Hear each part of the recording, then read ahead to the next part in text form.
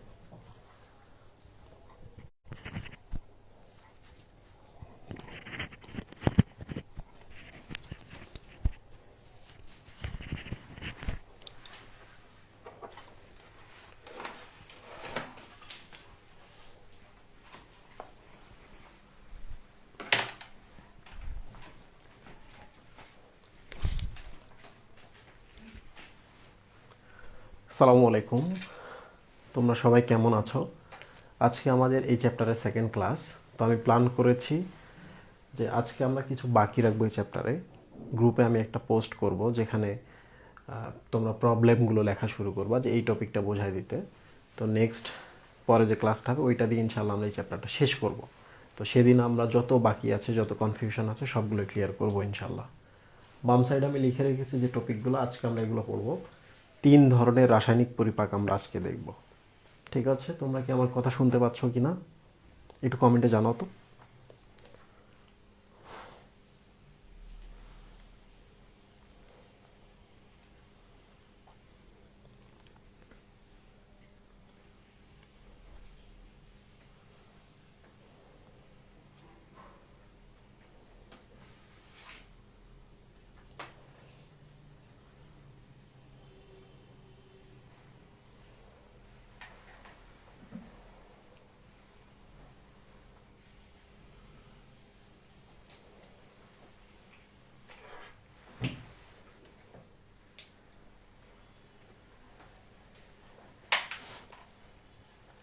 ওকে, যেহেতু শুনতে পাচ্ছ তাহলে আমরা আমাদের টপিক শুরু করে দিই। যদি আমার কথা শুনতে না পাও একটু কমেন্টে বলবা, আমি জোরে কথা বলবো। ঠিক আছে, দেখো আজকে আমি একটা অঙ্গ পড়াবো, এটা হচ্ছে অগ্নাশয়। অগ্নাশয়টা খুব ইম্পর্ট্যান্ট, কারণ এখান থেকে কিছু প্রশ্ন নিয়মিত হয়।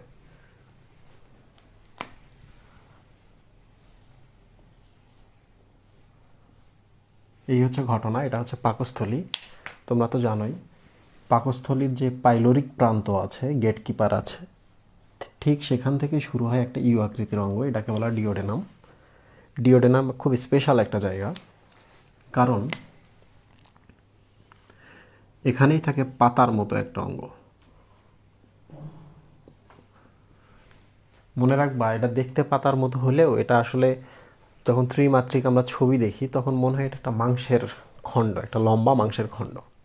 তাহলে মাংসল বলা আছে বইয়ের মধ্যে, জানার দরকার নাই, বাট মনে রাখবা পাতার মতো, কোথাও কোথাও মরিচের মতো দেওয়া আছে।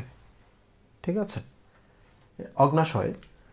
তো ইম্পর্টেন্ট জিনিসটা আসলে কি, আমি তো তোমাদের যকৃতে ছবি অ্যাড করে দেখিয়েছি, আমি আলাদা করে দিকে অ্যাড করলাম।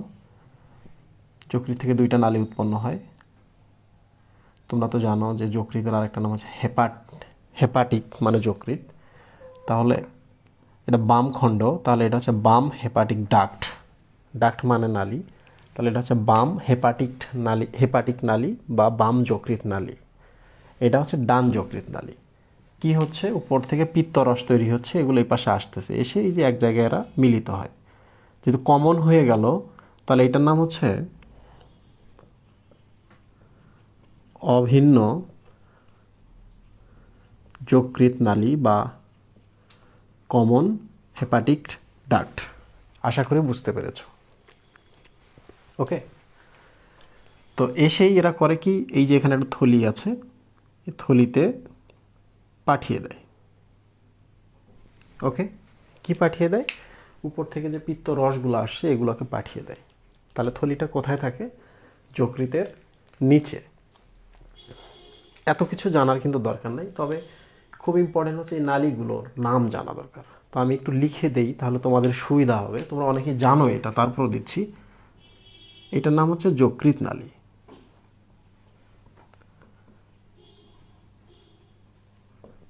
ইংলিশটা আমি বলছি না, ওটা মুখে মুখেই বলবো, মানে লিখছি না।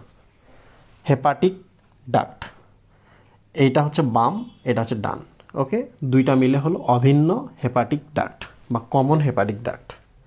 এরা এসে কোথায় দিচ্ছে? পিত্তরসগুলোকে এই যে এখানে পাঠায় দিচ্ছে। ওকে, তো একটু ভালো করে খেয়াল করো তো, এইটা একটা থলির মতো মনে হচ্ছে না? পিত্ত থলি। তাহলে পিত্তথলিতে পিত্তরস থাকে, কিন্তু ওখানে ক্ষরণ হয় না, যকৃৎ থেকে ক্ষরণ হয়। তো যেহেতু এটা দেখতে কিছুটা থলির মতো, আমরা তো জানি যে আমাদের যদি কখনো চামড়ার নিচে কোথাও একটা থলির মতো হয় নরম, এটাকে নাম হচ্ছে সিস্ট। সিস্ট, তাহলে সিস্ট মানে কি? থলি।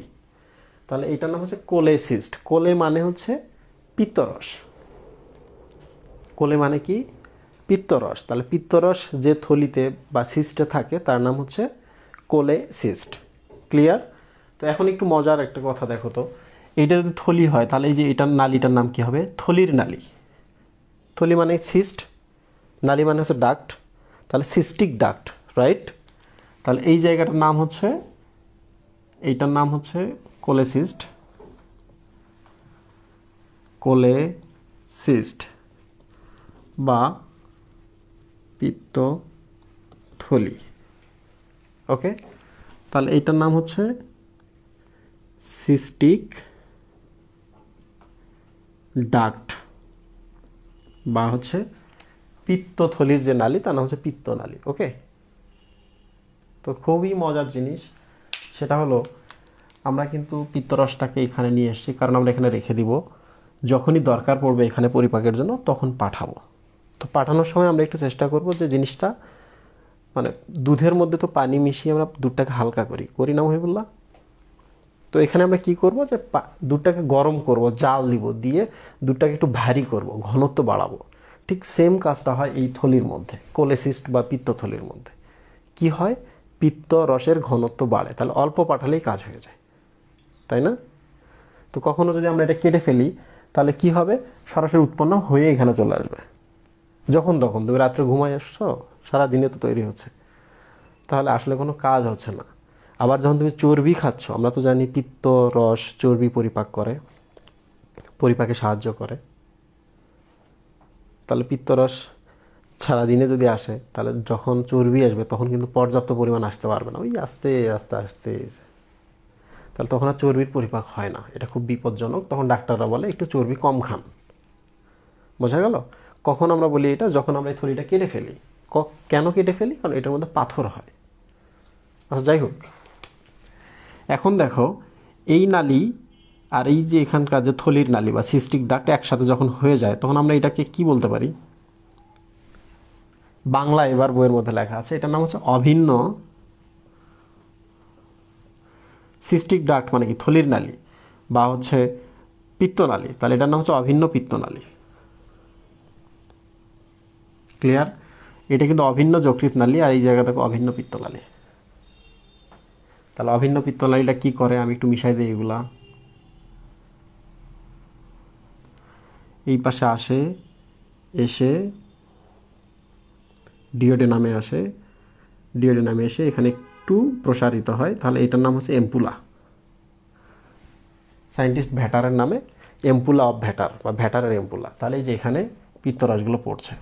তাহলে খাবার যখন এখানে আসে চর্বির দানাগুলো, তখন এই পিত্তরসের সাথে দেখা হয়, তখন চর্বির দানাগুলো দেখো ছোট ছোট ছোট ছোট হয়ে গেল। তোমরা তো জানো এটার নাম হচ্ছে ইমালসিফিকেশন। তো এখানে খুব ইম্পর্টেন্ট কথা, পিত্তরসে এনজাইম আছে? আছে? তুমি দেখো কিন্তু বলা আছে যে পরিপাকের যে গ্রন্থির নাম, প্রথম দ্বিতীয় পৃষ্ঠায় যে ছকটা আছে, ওখানে কিন্তু পরিপাক গ্রন্থির নামে অগ্নাশয় আছে, গ্যাস্ট্রিক গ্রন্থি আছে, লালা গ্রন্থি আছে, আন্ত্রিক গ্রন্থি আছে, যকৃৎ আছে, কিন্তু পিত্তথলির নাম নেই। তার মানে কি? পিত্তরসে আসলে এনজাইম নেই, এই জন্য এটা গ্রন্থি নয়। কি আছে? লবণ আছে। লবণগুলো কি করে, এই যে পিত্তরস এখানে আসলো, চর্বিটা আসলো, কেটে দেখো টুকরা টুকরা করে দিল। ক্লিয়ার? আরও কিছু কাজ আছে, যেমন জীবাণুগুলোকে এখানে কাজ করতে দেয় না পিত্তরসগুলা, কিংবা এই যে এখানে পেরিস্টালসিস বাড়ায়, মানে খুব দ্রুত যেন চলে যায়। বোঝা গেল? তো যাই হোক না কেন, এত কিছু বলার কারণ হচ্ছে প্রশ্ন হয় যে পিত্তরস কোথায় উন্মুক্ত হয়? ডিওডেনামে। পিত্তরস কিসের মাধ্যমে উন্মুক্ত হয়? এম্পুলা ভ্যাটারের মাধ্যমে, রাইট? খুব ইন্টারেস্টিং কথা, এই যে অগ্নাশয় থেকে যে রসগুলো আসে এরাও কিন্তু এম্পুলা ভ্যাটারের এখানেই দেখো উন্মুক্ত হচ্ছে। দেখো এই নালী আলাদা, এই নালী আলাদা, দুইটা কিন্তু একসাথে হয়নি, কিন্তু একই জায়গায় উন্মুক্ত হচ্ছে। তাহলে আমরা এখন কি পড়ছি? অগ্নাশয়। অগ্নাশয় থেকে কি কি জানতে হবে, এটা হলো প্রশ্ন। প্রথম যে কোশ্চেন আসতে পারে সেটা হলো,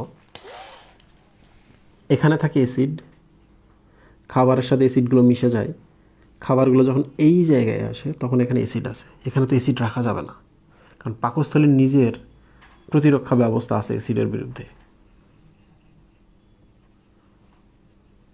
বাট এগুলো তো নাই এই দেয়ালগুলোর, তাহলে অ্যাসিডটাকে নিউট্রাল করতে হবে ক্ষার দ্বারা। কি ক্ষার? Bicarbonate ion. গতকালকে আমি পড়ানোর সময় একটা ভুল কথা বলেছি, সেটা হচ্ছে আমাদের যে লালার রস আসে, এখানে যে এনজাইমগুলো আছে এগুলোকে সক্রিয় কে করে? গতকালকে কিন্তু আমি বাইকার্বনেট আয়নের কথা বলেছি, মনে রাখবা এটা বাইকার্বনেট আয়ন নয়। বইয়ের মধ্যে তো দেওয়াই আছে, তোমরা যেহেতু পড়ছো, এটা হচ্ছে chloride ion. Chloride ion, clear? লালা রসকে সক্রিয় করে ক্লোরাইড আয়ন। অগ্নাশয় থেকে কোন আয়ন খরিত হয়? Bicarbonate ion. বাইকার্বনেট আয়ন কি করে? এখানে আসে, এই যে অ্যাসিডগুলো আসতেছে, অ্যাসিডগুলোকে নিউট্রাল করে দিচ্ছে। অগ্নাশয় থেকে এই কথা, এইটা শেষ। তাহলে কি কি প্রশ্ন হতে পারে আমি দেখাই। এক, অগ্নাশয় হচ্ছে পাতার মতো বা মরিচের মতো। দুই, অগ্নাশয় থেকে বাইকার্বনেট খরিত হয়। কি করে? নিউট্রাল করে অ্যাসিডকে, অন্ত্রকে বাঁচিয়ে দেয়, ডিওডেনামকে বাঁচিয়ে দেয়। তিন, অগ্নাশয় হচ্ছে একটা মিশ্র গ্রন্থি। কেন মিশ্র বলে? তার মানে এখানে একাধিক জিনিস আছে ভিন্ন ধরনের, রাইট? মিক্সড গ্ল্যান্ড বা মিশ্র গ্রন্থি। কি কি আছে? আমরা তো এতদিন এনজাইমের কথা বললাম, তাহলে অগ্নাশয় এনজাইমও ক্ষরণ করে, অগ্নাশয় হরমোনও ক্ষরণ করে, এই জন্য মিশ্র গ্রন্থি বলে। তাহলে প্রশ্ন হচ্ছে, অগ্নাশয় কি একাই মিশ্র গ্রন্থি? জি না, এই হচ্ছে মিশ্র গ্রন্থি, কারণ এখান থেকে হরমোনও আসে, এখান থেকে এনজাইমও আসে। তাহলে সব থেকে বড় গ্রন্থিকে? যকৃৎ। সব থেকে বড় মিশ্র গ্রন্থিকে? ওই, রাইট? সব থেকে বড় মিশ্র গ্রন্থিকে? যকৃৎ। সব থেকে বড় গ্রন্থিকে? যকৃৎ। অগ্নাশয় কিন্তু মিশ্র গ্রন্থি, ক্লিয়ার? তাহলে মিশ্র গ্রন্থি মানে কি? এখানে এনজাইমও উৎপন্ন হচ্ছে, হরমোনও উৎপন্ন হচ্ছে। লুক ভালো করে, তাহলে ছবিটা আমরা একটু বড় করি।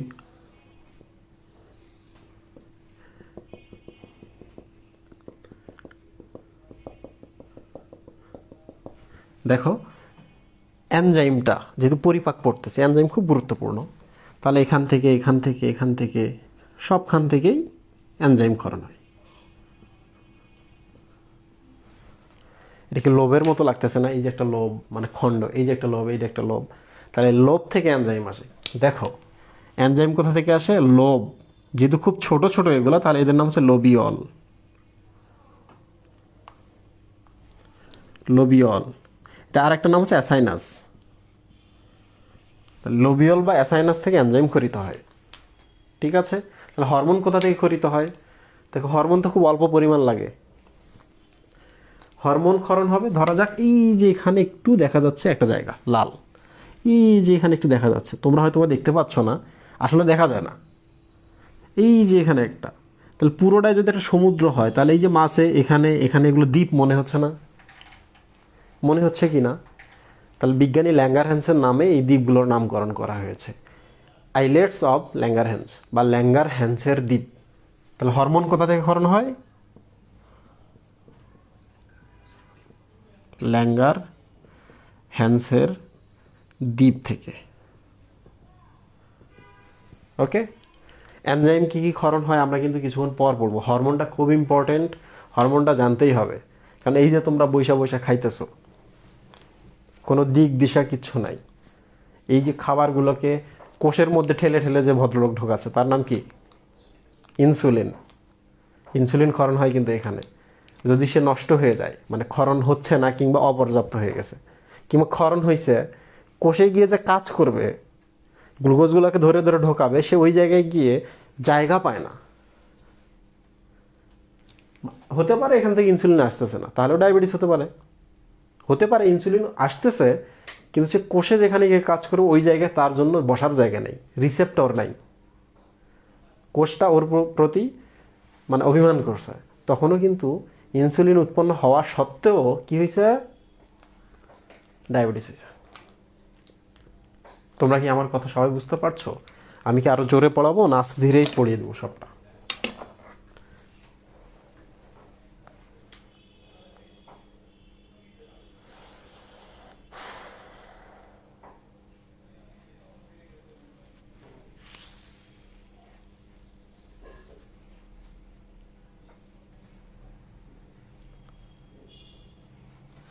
ভাই, আমাদের কি মানবদেহের 3D ইমেজ দেখাতে পারবেন একদিন? সব কিছুর সফটওয়্যার পাওয়া যায়, অনেক কোচিংয়ে এভাবে দেখায়, দেখে সব ঠিক মতো বোঝা যায়। তাসনিম মাহমুদ অনিক, হ্যাঁ তুমি ঠিক কথা বলেছ। আমি কিন্তু মাঝখানে প্ল্যান করেছিলাম যে আমি একটা কিনবো, ইন্টারেক্টিভ বোর্ড কিনবো। তো প্ল্যানটা এখনও মাথার মধ্যে আছে। তো তোমরা যদি চাও তাহলে আমি একদিন এক কাজ করতে পারি, যে আমি ফোন থেকে লাইভে আসতে পারি। ফোনে শো করা তো সব দেখানো যায় না, 3D ইমেজ। তো তোমরা একটু কিউবিনের মধ্যে আমি বলে দেবো, একদিন প্রশ্ন করব, তোমরা কোন কোন জিনিসগুলো 3D ইমেজ দেখতে চাও। তোমাদের বইয়ে যে টপিকগুলো আছে ওখান থেকে সিলেক্ট করবা যে ভাই এগুলো এগুলো দেখতে চাই, আমি ওগুলো তোমাদের দেখিয়ে দেবো।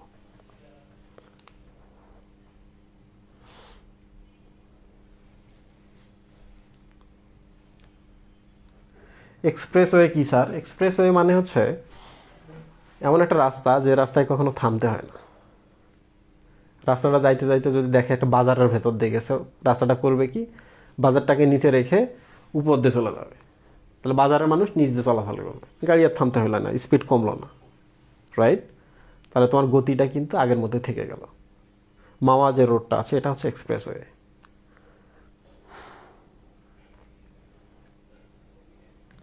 ইনসুলিন কি একই সাথে রক্ত থেকে গ্লুকোজকে কোষে শোষণ করায়, আবার যকৃত গ্লাইকোজেন হিসেবে সঞ্চয় করায়? হ্যাঁ, সেম কথা তো বাংলা।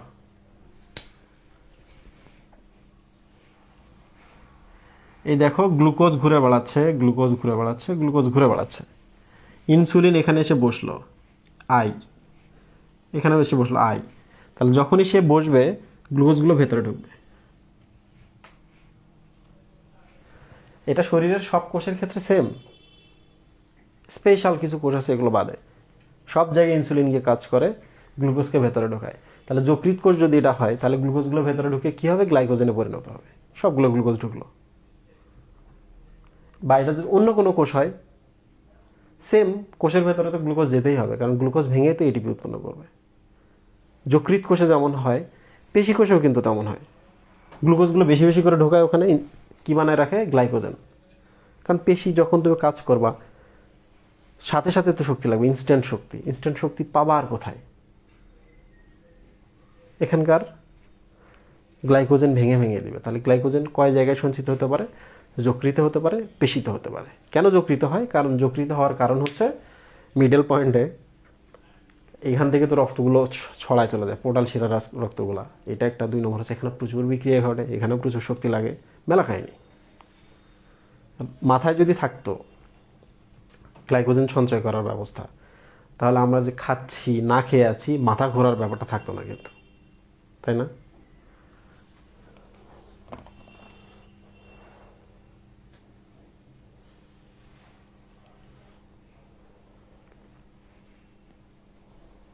গবলেট কোর্স থেকে আর প্রশ্ন আসবে না, এটা না মাথা ঘামানোর দরকার নেই।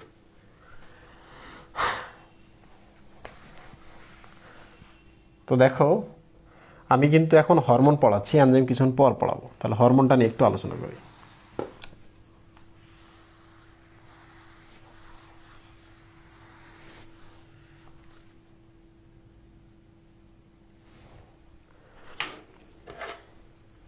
এখান থেকে খুব ইম্পর্টেন্ট, তোমরা সবাই জানো, আমি কিন্তু টিফিনে বিস্তারিত দিয়েছি। আলফা, বিটা, ডেল্টা, পিপি বলে 3টা কোষ থাকে।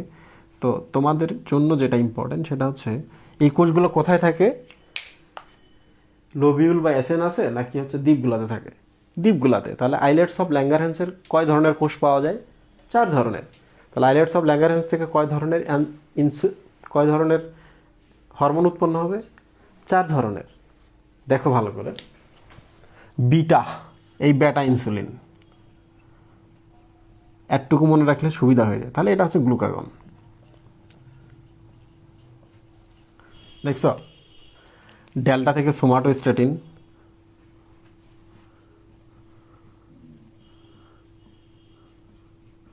আর পিপি থেকে হচ্ছে প্যানক্রিয়েটিক পলিপেপটাইড। পলিপেপটাইড তোমরা তো জানোই যে হরমোন স্টেরয়েড দ্বারাও হতে পারে, হরমোন প্রোটিন দ্বারাও হতে পারে, পেপটাইড দ্বারাও হতে পারে। যাই হোক, 4টা হরমোন। তো তোমরা তো জানো ইনসুলিনের কাজ কি, কোষের ভেতরে যেহেতু ঢোকাচ্ছে তাহলে রক্তে গ্লুকোজকে কমায়। তাহলে গ্লুকাগনের কাজ কি, কোষের ভেতর থেকে বাইর করে রক্তে বাড়ায়। উল্টা সোমাটোস্ট্যাটিনের কাজ কি, দেখো স্ট্যাটিন মানে হচ্ছে যে স্ট্যাটিক করে হরমোন, মানে যে হরমোন স্থির করে। তাহলে এই দুইটাকে সে নিয়ন্ত্রণ করছে, 3 নম্বর ভাই, যেহেতু সে বড়। আলফা এবং বিটার ক্ষরণ নিয়ন্ত্রণ করে। পিপি কোষের কাজ কি, প্যানক্রিয়েটিক পলিপেপটাইড ক্ষরণ করে। এটার কাজ কি আপাতত জানার দরকার নেই, যদি পড়তে পড়তে মাথায় চলে আসে তাহলে দেখবা, তাছাড়া দরকার নেই, আসবে না। এই হচ্ছে পড়া।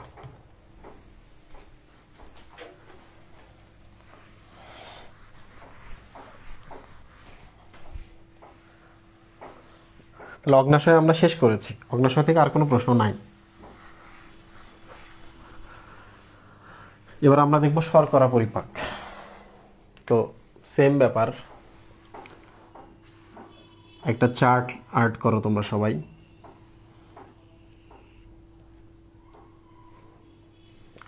চার্টের মধ্যে 3টা ঘর থাকবে একদিকে, 3 এদিকে। এটা থাকবে শর্করা, এটা থাকবে প্রোটিন বা আমিষ, এটা হচ্ছে লিপিড বা স্নেহদ্রব্য। এটা হচ্ছে স্থান। ক্লিয়ার? তাহলে কয় জায়গায় পরিপাক হয় এটা এটা খুব ইম্পর্টেন্ট। মুখে পরিপাক হয়, মুখ, গহ্বর, লালা রস দ্বারা। 2 পাকস্থলীতে পরিপাক হতে পারে, গ্যাস্ট্রিক রস দ্বারা বা পাকস্থলীয় রস দ্বারা। 3 অন্ত্রে পরিপাক হতে পারে। 2 ধরনের আছে, একটা হচ্ছে অগ্নাশয় রস দ্বারা, আর একটা হচ্ছে অন্ত্রের নিজের রস দ্বারা বা আন্তরিক রস দ্বারা। বইয়ের মধ্যে আমি দিয়েছি। তো আমি যেহেতু শর্করাটা পড়াচ্ছি, আমি জাস্ট একটুকু দেখাবো। দেখো, শর্করা মানে হচ্ছে কার্বোহাইড্রেট। কার্বোহাইড্রেট আমরা বিশাল বড়। তাহলে এর স্পেশালিটি হচ্ছে সে মুখ থেকে পরিপাক শুরু হয়, একেবারে এই পর্যন্ত পরিপাক হয়। ক্লিয়ার? মুখে পরিপাক হবে, আন্তরিক রসে পরিপাক হবে। শুধু এখানে পরিপাক হবে না, এটা মনে রাখলেই হয়ে যায়। তাহলে এখানে পরিপাক হচ্ছে। ওকে, শর্করা কিন্তু বৃহদন্ত্রেও পরিপাক হয় অল্প কিছু। নামটা যেহেতু অনেক বড়, একবার মুখ থেকে বৃহদন্ত্র পর্যন্ত পরিপাক হয়। তো যেহেতু বইয়ে যতটুকু আছে ততটুকুই পড়ব, শেষ। এখন আমরা এইদিকে আসি। তাহলে আমরা শুধু দেখব যে এখানে কি এনজাইম থাকে, এখানে কি এনজাইম থাকে, এখানে কি এনজাইম থাকে। মানে মুখ গহ্বরের লালা রসে কি এনজাইম, অগ্নাশয় রস থেকে কি এনজাইম আসে, আন্তরিক রস থেকে কি এনজাইম আসে। খুব সহজ, এভাবে মনে রাখবা। হয় না যে এই তুমি কাউকে ফল আনতে বলছো, সে ফল নিয়ে চলে আসছে। কি ফল আনছে তুমি বললা, আম নিয়ে এসছি। তো মাঝে মাঝে বলে না চাটা, তো মাঝে মাঝে বলছে আম টাম নিয়ে আসছি বা আম টাম নিয়ে আসলাম। আম টাম নিয়ে আসলাম, আমটাকে আমরা পরে দিই, টামটা আগে দিই। তাহলে টাম আম নিয়ে আসলাম বা টাম আম আসলাম। খুব কঠিন হয়ে গেল? এখানে আছে টাম, তাহলে এখানে আছে আম, আর এখানে আছে আসলাম।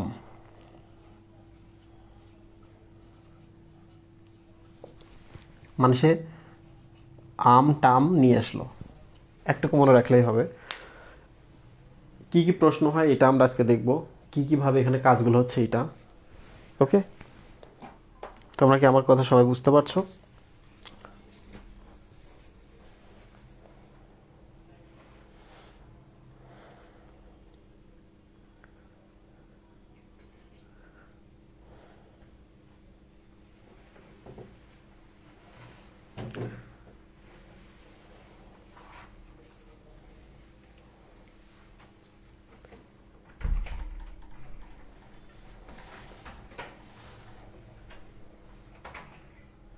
যকৃৎ মিশ্র গ্রন্থি, যকৃৎ মিশ্র গ্রন্থি এটা ক্লিয়ার, সে সবচেয়ে বড় গ্রন্থি, সব থেকে বড় মিশ্র গ্রন্থি। আর হচ্ছে কীভাবে মিশ্র গ্রন্থি, যকৃৎ থেকে কিছু হরমোনও আসে। কি হরমোন আসে তোমাদের কাজ হলো এটা খুঁজে বের করা। হরমোনস সিক্রেটেড বাই লিভার লিখে সার্চ করবা ইন্টারনেটে, দেখবা আনসার পেয়ে যাবা। তো যাই হোক, যকৃতে কিভাবে রক্ত সঞ্চিত থাকে? যকৃতে আসলে রক্ত সঞ্চিত থাকে না, কোনো কিছুই স্থির হয়ে থাকে না। যকৃতের ভেতর রাস্তা আছে, অনেকগুলো ফাঁকা জায়গা আছে, যখন যাই এই পাশ দিয়ে ওই পাশে, তো দেখা যায় যে কোনো মুহূর্তে যদি আমরা দুইটা রাস্তা ব্লক করি, মানে ইনকামিং আউটগোয়িং বন্ধ করি, তাহলে যকৃতটা যদি আলাদা করি, খুললে আমরা 1500 ml রক্ত পাবো, 1.5 লিটার রক্ত পাবো আমরা। বোঝা গেল?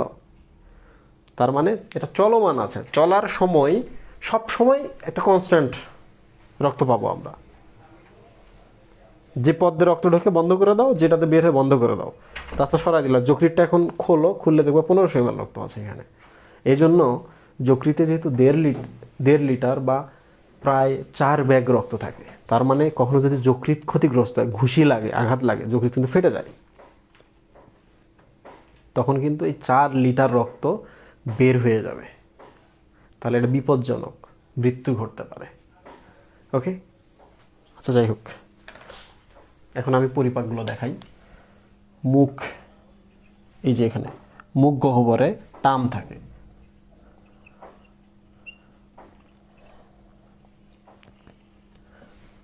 দুই নম্বর হচ্ছে পাকস্থলী। কি কি প্রশ্ন হতে পারে দেখাচ্ছি আমি। পাকস্থলীতে কিছু নাই। এরপর হচ্ছে অন্ত্র। অন্ত্রে 2 ধরনের রস আসে, একটা হচ্ছে অগ্ন্যাশয় রস,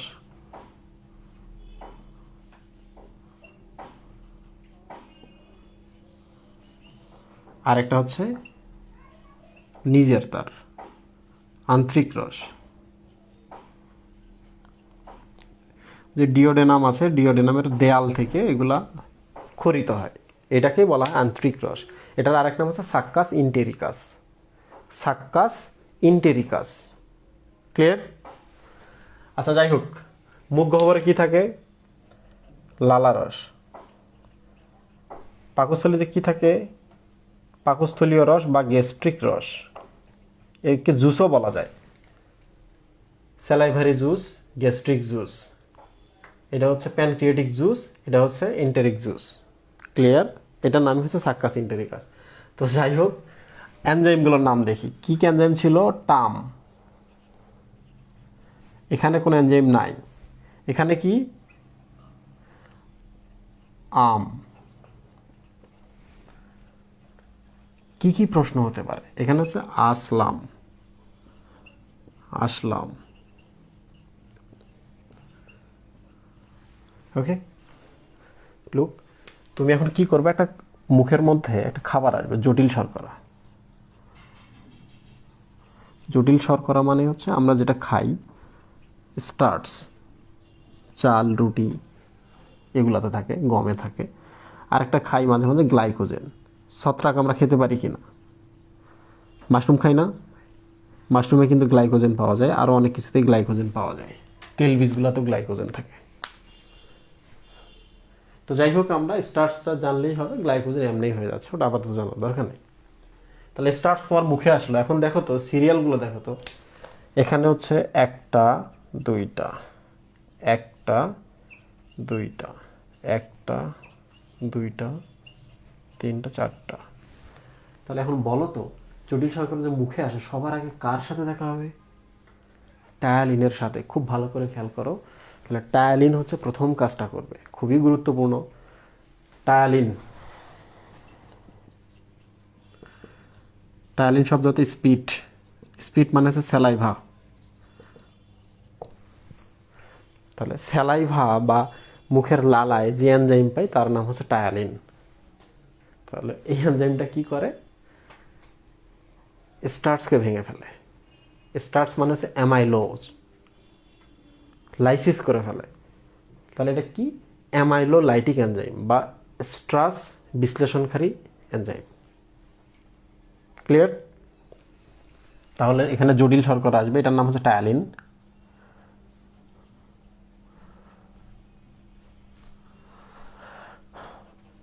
জটিল শর্করা আসলো, টায়ালিন এখানে কাজ করবে। ভেঙে একবারে সরাসরি তো ছোট করা যাবে না, দেখা যাচ্ছে যে ডেক্সট্রিন করতেছে। ডেক্সট্রিনটা তো আমরা বারবার দেখি। ডেক্সট্রিনটা কি আসলে, মানে একটা বিশাল লম্বা দড়িকে একবারে তো আমরা ছোটো ছোটো করতে পারি না, জাস্ট একটা লম্বা দড়িকে আমরা 2-3 ভাগ করলাম। এই বড় যেটা প্রথমটার থেকে কিছুটা ছোট, তার মানে জটিল শর্করার যেগুলো একটু ছোট এগুলোকে বলা হয় ডেক্সট্রিন। ক্লিয়ার? আর কি হতে পারে, বড় একটা দড়ি কাটলে আমরা ছোট কিছু টুকরো পেতে পারি, এটা হচ্ছে মল্টোজ। তো যারা একটু বেশি সচেতন মনে রাখতে চাও তারা একটু মনে রাখো, ডেক্সট্রিন কিন্তু পলিস্যাকারাইড। পলিস্যাকারাইড, অনেক জায়গায় কিন্তু ডাইস্যাকারাইড বলা আছে, এটা ভুল। মল্টোজ হচ্ছে ডাইস্যাকারাইড, মানে এখানে দুইটা আছে, আরো দুইটাকে আলাদা করতে পারলে পরিবার শেষ। দেখো প্রথমেই জটিল শর্করাটাকে আমরা মল্টোজ করলাম, তাহলে মল্টোজটাকে আমরা ভেঙে ফেলতে পারি, ডেক্সট্রিনকে এখন ভাঙতে আর পারছি না, কারণ আর কোনো এনজাইম নেই। কে আছে শুধু, মতে মল্টোজ।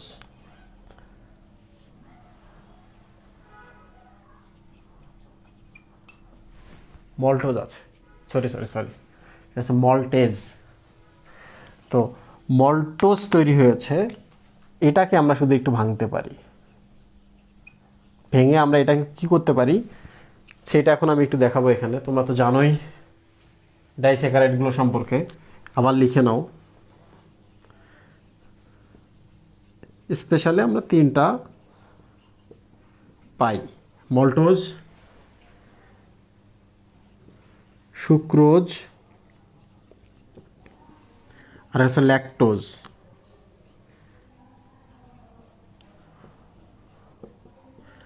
মল্টোজ, দেখো মল্টোজ এটা হচ্ছে গ্লুকোজ যোগ গ্লুকোজ, তার মানে একটা মল্টোজকে ভাঙলে কয়টা গ্লুকোজ পাবো,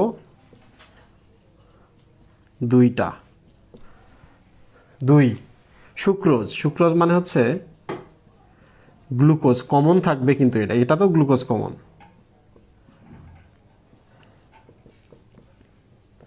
গ্লুকোজ প্লাস ফ্রুক্টোজ পাবো আমরা এখানে।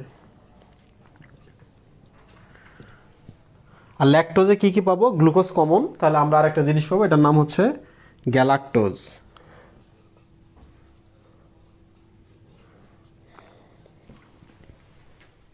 প্রিয় স্টুডেন্ট, আশা করছি বুঝতে পেরেছো ব্যাপারটা।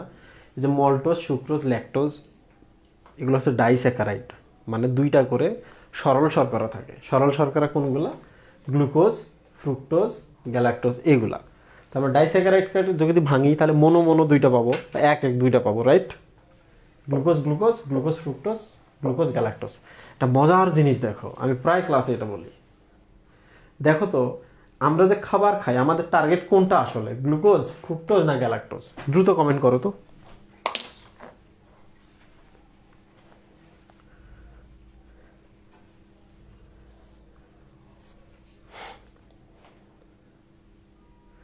টায়ালিন আর স্যালাইভারি অ্যামাইলেজ কি একই জিনিস?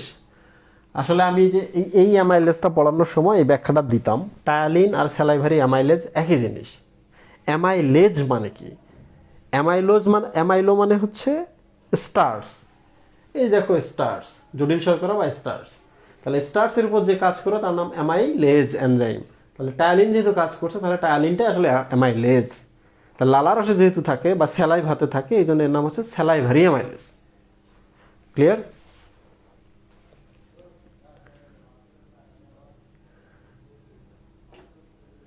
আচ্ছা দেখো,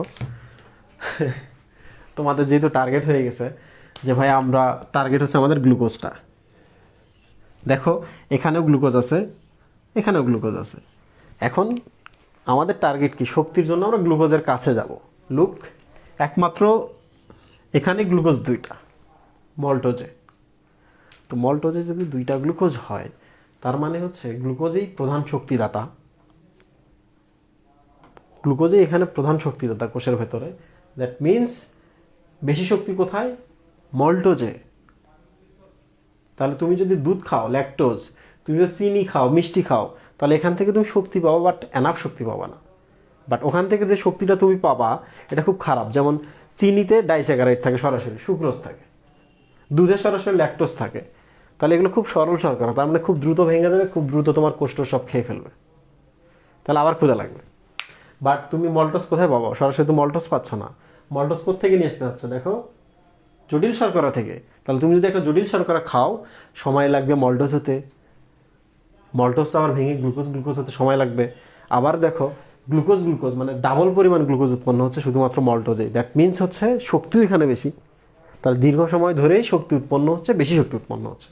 তাহলে শক্তি পাইতে গেলে আমরা কি খাবো? দুধ, চিনি, কি খাবো? ভাত। তো সারা জীবন মনে রাখবা, ভাতের কোনো সাপ্লিমেন্টারি নেই। শুধু ভাত না, ভাত বলো, রুটি বলো, গম বলো, এগুলোর কোনো সাপ্লিমেন্টারি নাই। তাহলে শক্তি পাইতে গেলে ভাত খাইতে হবে। ডায়েট সারা জীবন কন্ট্রোল করবা, হয়তো ভাতের পরিমাণটা একটু কমাচ্ছ, বাট কখনোই ভাত খাওয়া ছাড়বো না। ভাতের বদলে রুটি খাইতে চাইলে হ্যাঁ খাইতে পারো। রুটির আবার স্পেশালিটি আছে। কেন আমরা রুটি খাই? রুটির সাইজগুলো হচ্ছে নির্দিষ্ট। তাহলে 3টা রুটি যদি আমি খাই, তাহলে মানে আমি আজকে 3টা রুটি খেয়েছি, কালকেও 3টা খেয়েছি, হিসাব থাকে। কিন্তু ভাত খেলে হিসাব থাকে না। প্লেটের মধ্যে কটটুকু ভাত নিছো, গতকালকের সাথে মিলাইতে পারবো না, কিন্তু রুটি মিলাইতে পারবা। তাহলে খাবারটা নির্দিষ্ট থাকছে প্রতিদিন, 1। 2 নম্বর হচ্ছে রুটিটা হজম হতে আরও দেরি হয়, তাহলে ক্ষুধা দেরিতে লাগে। আস্তে আস্তে তোমার শক্তি উৎপন্ন হচ্ছে, আস্তে আস্তে ক্ষয় হচ্ছে। এই জন্য কিন্তু শুকনো খাবার বা রুটি ওজন কমাতে সাহায্য করে, ক্ষুধা দেরিতে লাগায়, আর খাবারটা নির্দিষ্ট থাকে, তাই না? তাহলে কেন আমরা ভাতের বদলে রুটি খাই ডায়েট কন্ট্রোল করতে গেলে? এই হচ্ছে কারণ, 2টা কারণ। তোমরা কি সবাই বুঝতে পারছো আমার কথা?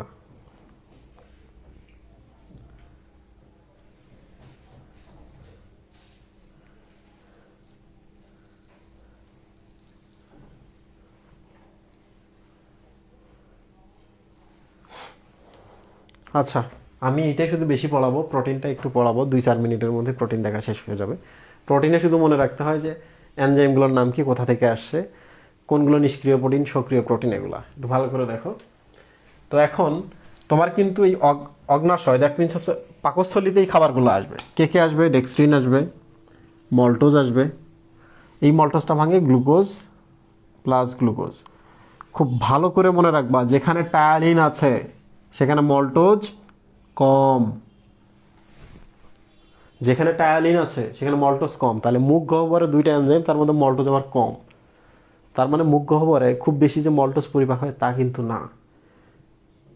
জানার জন্য বলছি, পড়ার দরকার নাই। তাহলে টায়ালিন, মল্টোজ এই খাবারগুলোর সাথে মিক্স হয়ে এখন কি হবে? আমরা তো খাওয়ার সাথে কোত করে গিলে ফেলি, খাবার নামা শুরু করতেছে না, পাকস্থলিতে আসতেছে না। তাহলে এই এনজাইমগুলো কিন্তু পাকস্থলিতে চলে আসে প্রাথমিক অবস্থায়। মানে পাকস্থলিতে অ্যাসিড আসতে আসতে একটু সময় যদি লাগে, ততক্ষণে এরা কিছুটা পরিপাক করে ফেলে। তার মানে পাকস্থলী নিজের এনজাইম নাই পরিপাকের জন্য, বাট পাকস্থলীতে কিন্তু শর্করা পরিপাক হয়। কোন এনজাইমের দ্বারা? মুখের এনজাইমের দ্বারা। কোন খাবার দ্বারা? মুখের খাবার দ্বারা। ওরা এসে এখানে জাস্ট আছে, রাইট? এই হচ্ছে ঘটনা। তাহলে মল্টোজ কম থাকে মুখে। তা আমি এখন শেষ করে দিচ্ছি। ডেক্সট্রিন আর মল্টোজ কোথায় আসবে? এখন অন্ত্রে আসবে, এটা পার হয়ে এখন এখানে আসবে। ওকে, আসলো। এ দেখো, এতে হচ্ছে অ্যামাইলেজ। অ্যামাইলো মানে হচ্ছে স্টার্চ, এজ মানে হচ্ছে কি? এনজাইম। তাহলে স্টার্চের উপর যে এনজাইম কাজ করে, তার মানে সব ভাত আমরা যে এখানে হজম করি তা না, সব ভাত যে এখানে হজম করে তা না, কিছু ভাত এখানে আসে। তো যাই হোক না কেন, এগুলো তো আসলো। তাহলে ডেক্সট্রিনের উপর কাজ করবে, ডেক্সট্রিন বা স্টার্চের উপর কাজ করে না, করে এগুলোকে সেম আবার আগের মতো মল্টোজ মল্টোট্রায়োজে পরিণত করে, মল্টোজ। এই যে এখানে মল্টেজ আছে, তাহলে এবার এই মল্টোজটাকে এই কিসে পরিণত করবে, glu plus glu, glucose plus গ্লুকোজে। সেম ব্যাপার, কিছু ডেক্সট্রিন বা কিছু ছোট ছোট পলিস্যাকারাইড এখানেও আসবে, পলিস্যাকারাইড। এই যে এখানে অ্যামাইলেজ আছে, আতে অ্যামাইলেজ মতে মল্টেজ, আতে অ্যামাইলেজ সাথে সুক্রেজ, লাতে ল্যাকটেজ, মতে হচ্ছে মল্টেজ। খুব ইন্টারেস্টিং ব্যাপার আজকে আমি তোমাদের একটা বলবো, সেটা হলো সুক্রেজ। লুক, সুক্রেজ কার উপর কাজ করবে, সুক্রোজের উপর। সুক্রোজ কোথা থেকে আমরা পাই, মিষ্টি খাই বা অমুক কিছু খাই সেগুলোতে পাই, রাইট? তাহলে মিষ্টি খাইলে কিন্তু আমাদের দেখবা বয়স বাড়ার সাথে সাথে অ্যাসিডিটি শুরু হয়। তাহলে কথাটা আমি এখানে শেষ করি নাই, বাট পোস্টমর্ন রাখলাম, একটু পরে আবার বলছি। তাহলে সুক্রোজের উপর কাজ করলে কি হয়, এই যে গ্লুকোজ প্লাস ফ্রুক্টোজ হয়, তাহলে গ্লুকোজ প্লাস ফ্রুক্টোজ হচ্ছে। বাকি হলো ল্যাকটেজ। মহিব কিছু বুঝতেছ? ল্যাকটেজ এনজাইম কি করবে, ল্যাকটোজের উপর কাজ করবে। কি করবে দেখো, glucose plus galactose, glucose plus galactose. আর এই যে আবার মতে মল্টেজ, সেম আবার মল্টোজের উপর কাজ করবে। কে, এই যে মল্টেজ এনজাইমটি গ্লুকোজ প্লাস গ্লুকোজ তৈরি করে। তো যাই হোক না কেন, এই যে এই দুইটা বলি, দেখবা বয়স যখন ছোট থাকে তখন আমরা কিন্তু ল্যাকটোজ বা দুধ হজম করতে পারি, সুক্রোজ বা চিনি বা মিষ্টি খাবার হজম করতে পারি। বয়স যত বাড়া শুরু হয় তখন কিন্তু যে প্রবলেমটা হওয়া শুরু হয় সেটা হলো অ্যাসিডিটি হওয়া শুরু হয়, দুইটাই। বা আমাদের খারাপ দুধ সহজে হজম হতে চায় না, কিংবা হচ্ছে চিনির জিনিসগুলো সহজে হজম হতে চায় না। এই জন্য বয়স বাড়ার সাথে সাথে দুধ খাওয়ার পরিমাণটা কমিয়ে দিতে হয়। ওটা ছোটোবেলার জন্য। বোঝা গেল? কি বুঝলা? চাওয়াস। তো আশা করি সবাই বুঝতে পেরেছো। এখান থেকে কি কি ইম্পর্টেন্ট একটু আরেকবার বলি। পাকস্থলীতে শর্করা পরিপাককারী এনজাইম নেই, 1 নম্বর প্রশ্ন। 2 নম্বর হচ্ছে টায়ালিন কোথায় থাকে, মুখ গহ্বরে, লালারসে। ঠিক আছে, মল্টোজ তো সব জায়গাতে থাকে, সবথেকে কম মল্টেজ কোথায় থাকে, মল্টেজ লালারসে। ক্লিয়ার? আর কোনটা ভাঙলে কি হয় এটা দেখবা, এই যে এখানে আমি লিখে দিয়েছি, এটা দেখবা। পড়া শেষ? সবাই কি লাইনে আছো না চলে গেছো?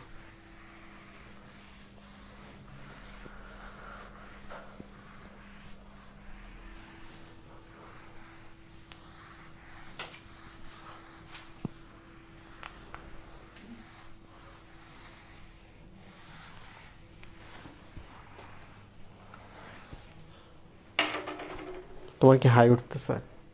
আমারও তো হাই উঠতেছে তোমার দেখা। ডায়াবেটিস হলে ভাতের বদলে রুটি খেতে কেন বলে সকালে রাতে? ভাত খেতে নিষেধ করার ব্যাপারটা এমন না, কিন্তু আমরা তো বাঙালি, আমরা তো চোখ মুখ বন্ধ করে খাই। ডায়াবেটিস রোগীরাও কিন্তু পাত্তা দেয় না, কারণ ডায়াবেটিসের তো জটিলতাগুলো তো চোখের সামনে দেখা দেয় না, সময় লাগে। প্রত্যেক দিন অবহেলা করবে, একটা সময় গিয়ে চোখে হবে রেটিনোপ্যাথি, মানে চোখে আর দেখবা না, ধীরে ধীরে অন্ধ হয়ে যাবা। কিডনিতে হবে ন্যাপ্রোপ্যাথি, কিডনি সেলগুলো ড্যামেজ হওয়া শুরু করবে। আর পায়ের নিচে যে সেন্সগুলো আছে এখানে হবে নিউরোপ্যাথি, মানে সেন্স থাকবে না, সামান্য আঘাতে দেখবে ঘা হবে, টেরে পাবা না, ঘাটা বড় হবে, পা পচে যাবে, অন্ধ হবা, কিডনি যাবে, পা পচে যাবে। তো এই জন্যই ডাক্তাররা হচ্ছে খাবারটা নির্দিষ্ট করে দেয় যে আপনি রুটি খাবেন এই সাইজের এতটা। রুগীর শরীর, রুগীর চাহিদা দেখে ডাক্তার এটা সিলেক্ট করে দেয়। কারণ রুটি খেলে খাবারটা পরিমাণ মতো থাকে। আরেকটা সুবিধা হচ্ছে ধীরে ধীরে গ্লুকোজ আসে রক্তে, তাহলে অল্প ইনসুলিন বা ওষুধ দিয়ে কিন্তু কাজ চালিয়ে নেওয়া যায়। একবারে ভাত খাইলে, একবারে হজম হলো, একবারে মিষ্টি খাইলে একবারে চলে আসলো, কোনো ইনসুলিন সামাল দিতে পারবে না।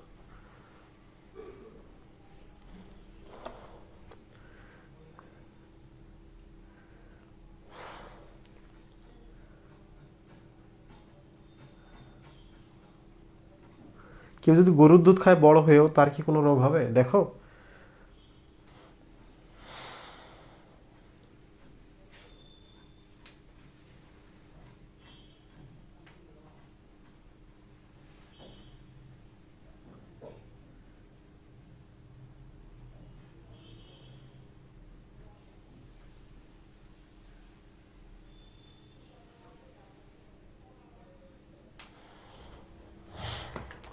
আচ্ছা, গ্যাস্ট্রিক গ্রন্থি, এটা তোমাদের টিফিন আমি দিয়েছি, টিফিনে খুব সুন্দর করে লেখা আছে, আমি এটা পড়াবো না। তারপরে বলে রাখি গ্যাস্ট্রিক গ্রন্থি থেকে কী প্রশ্ন হয়। পাকস্থলী মানে হচ্ছে গ্যাস্ট্রিক। তো এই পাকস্থলীতে মিউকোসা বলে যে লেয়ারটা আছে, একবার উপরের লেয়ার, তার নিচের দিকে কিছু ছোট ছোট গ্রন্থি থাকে। এগুলাই হচ্ছে পরিপাকের যে এনজাইমগুলো লাগে বা বিভিন্ন জিনিস লাগে, এগুলো ক্ষরণ করে। ক্লিয়ার? কয় ধরনের কোষ আছে? 4 ধরনের। আর অনেক ধরনের আছে, প্রধান হচ্ছে 4 ধরনের। তো 4 ধরনের নাম কি বইয়ে আছে, ইম্পর্টেন্ট কোনটা প্রায় পরীক্ষায় আসে সেটা হচ্ছে হাইড্রোক্লোরিক অ্যাসিড ক্ষরণ করে কোন কোষ। এই কোষটার নাম হচ্ছে অক্সিনটিক কোষ। খুব কমন যে নাম সেটা হচ্ছে প্যারাইটাল কোষ। ক্লিয়ার? আর পেপসিনোজেনকে ক্ষরণ করে এইটার নাম জানতে হবে। আশা করি সবাই বুঝতে পেরেছো। তো 4 ধরনের কোষের নাম জানতে হবে, খুব ভালো করে জানতে হবে। হাইড্রোক্লোরিক অ্যাসিডকে ক্ষরণ করে আর এনজাইমকে ক্ষরণ করে। ওকে, আশা করি বুঝতে পেরেছো। এটা বইয়ের মধ্যে আমি দিয়েছি, ওখান থেকে দেখে নিবা।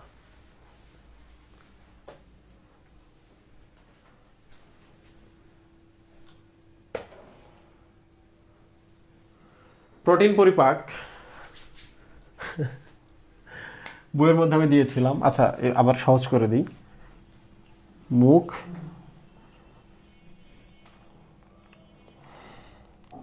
পাকস্থলী,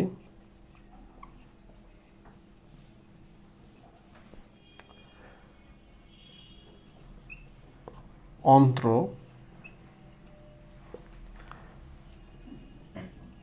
তো 3 জায়গায় হয়। মুখে হয়, পাকস্থলীতে হয়, আর অন্ত্রে হয়। অন্ত্রে আবার 2 এনজাইম দ্বারা হয়। অগ্নাশয় থেকে কিছু আছে আর নিচের কিছু আছে। তো যাই হোক, প্রোটিন এবং লিপিডের ক্ষেত্রে যে দুইটা আমি পড়াই নাই, মনে রাখবা এখানে কোনো এনজাইম নাই তাদের। তাহলে এখানে কোনো পরিপাক হয়? হয় না। পরীক্ষায় যদি প্রশ্ন আসে মুখে প্রোটিনের কোনো ধরনের পরিপাক হয় না, আনসার কি? বলো সত্য না মিথ্যা? মুখে প্রোটিনের কোনো ধরনের পরিপাক হয় না। খুব দ্রুত লেখো।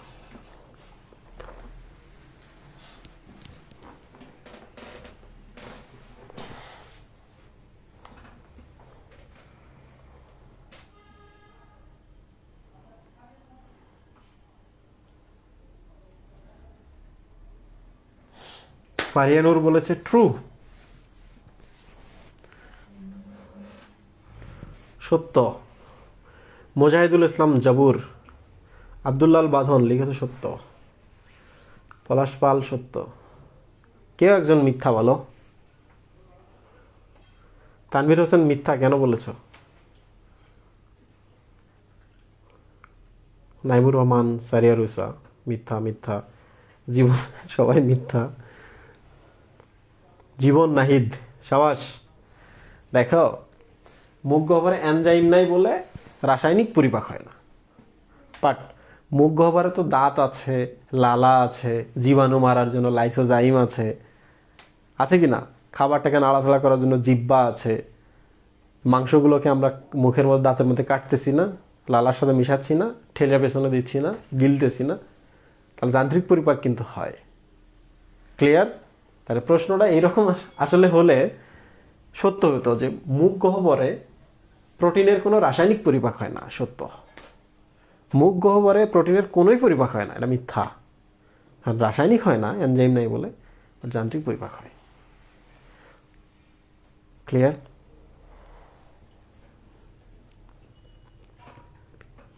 এটা তো সব জানে, সিরিয়াসলি।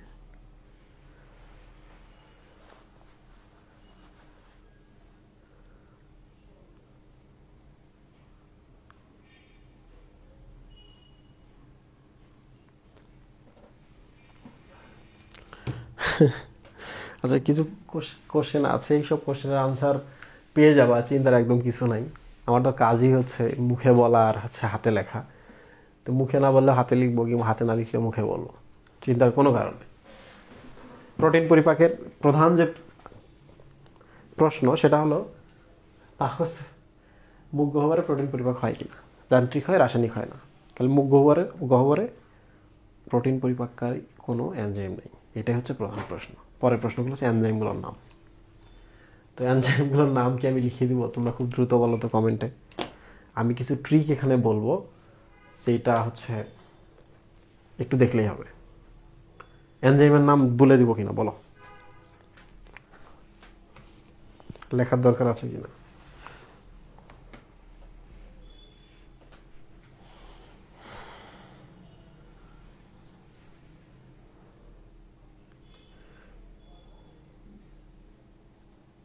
আচ্ছা, আমি কমন কিছু লিখে দিয়েছি, তোমরা লিখে রাখো, পড়ার সময় হয়ে যাবে।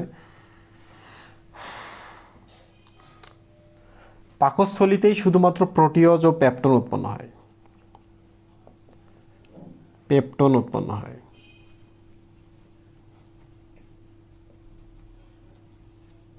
শুধুমাত্র পাকস্থলীতে।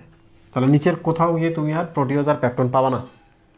তাহলে প্রোটিওজ আর পেপটন কি পাবা, যে এখানে প্রোটিওজ আর পেপটন আছে, সেইটাকে ভেঙে ভেঙে পলিপেপটাইড বানাচ্ছে।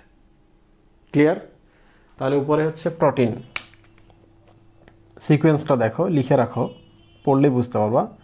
প্রোটিন থেকে প্রোটিওজ এবং পেপটন হয়। পেপটনটা আসলে কিছু না, যে যদি একটা প্রোটিনকে ঠিকঠাক তুমি ভাঙতে না পারো, ইনকমপ্লিট হাইড্রোলাইসিস বা পার্শিয়াল হাইড্রোলাইসিস যদি ঘটে, তাহলেই পেপটন উৎপন্ন হয়। ক্লিয়ার? দুইটাই সেম জিনিস, প্রোটিনের থেকে একটু ছোট। এই দুইটাকে ভাঙলে তুমি কি পাবা? পলিপেপটাইড। পলিপেপটাইডকে ভাঙলে আমরা পাবো এমিনো অ্যাসিড। এই সিকোয়েন্সটা যদি মনে রাখতে পারো, তাহলে তোমার পড়া শেষ। কিছু কমন প্রশ্ন নাম লিখে দিই, যে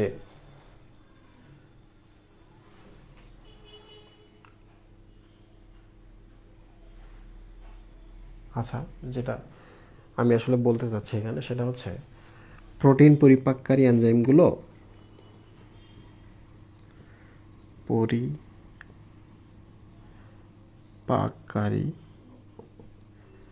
এনজাইম।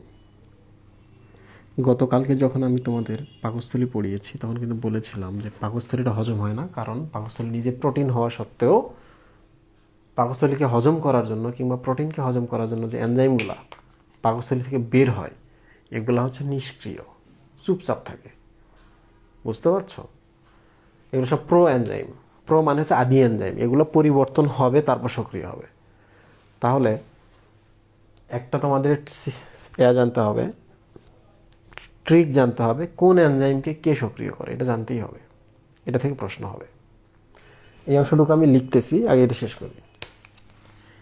পিএইচ টেক্ট।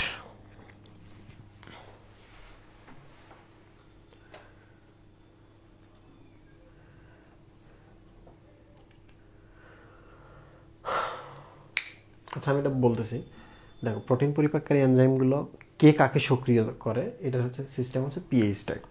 এটা দেখো, পিতে দুইটা এনজাইম, একটা হচ্ছে পেপসিন।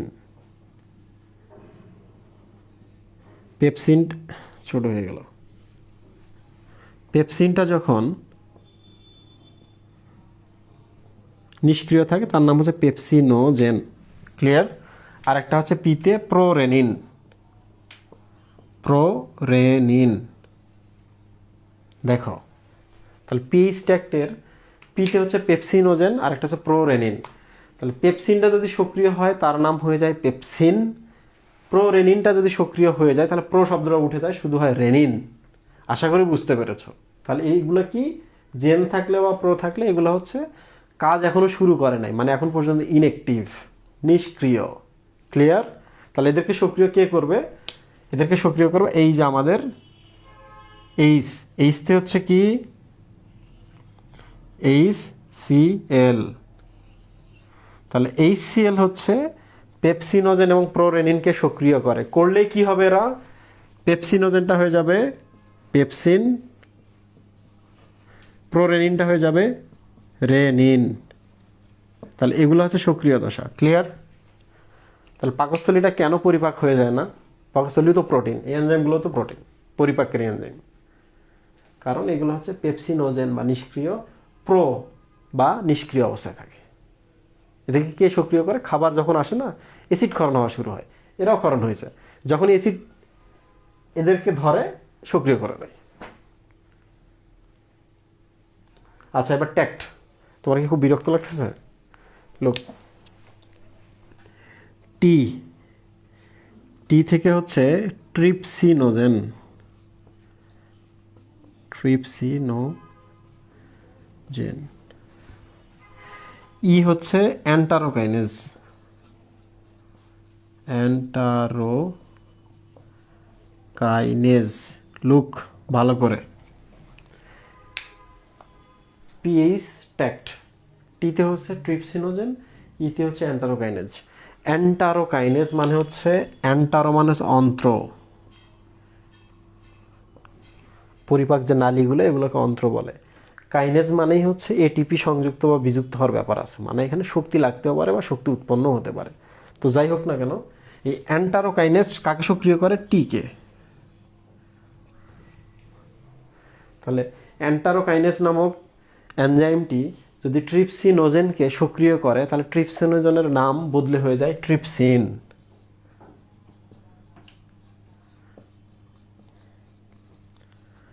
ক্লিয়ার? তো এবার মজার একটা ব্যাপার আছে, সেটা হলো দেখো, এখন সি এবং টি বাকি আছে। ওকে, সি এবং টি কি? এদিকে লিখি।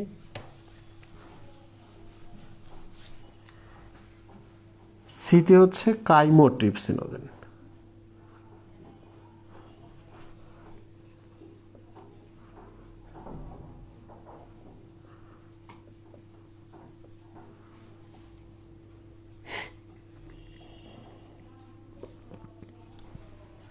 কাইমোট্রিপসিনোজেন। সিতে হচ্ছে কাইমোট্রিপসিনোজেন। একে কে সক্রিয় করবে? তো আমি তো জোড়ায় জোড়ায় সব কিছু বলতেছি। এই যে টি, টি তাকে সক্রিয় করবে। টি মানে কি? টি মানে হচ্ছে ট্রিপসিন। ট্রিপসিন দেখো, সি এবং টি। ট্রিপসিন দেখে মনে হচ্ছে এটা একটা এনজাইম যেটা আগে ট্রিপসিনোজেন ছিল, মানে সে কিছুক্ষণ আগেই সক্রিয় হয়েছে। হয়েই করে কি, সে কাইমোট্রিপসিনোজেনকে বলে সক্রিয় হও, তখন এ হয়ে যায় কাইমোট্রিপসিন।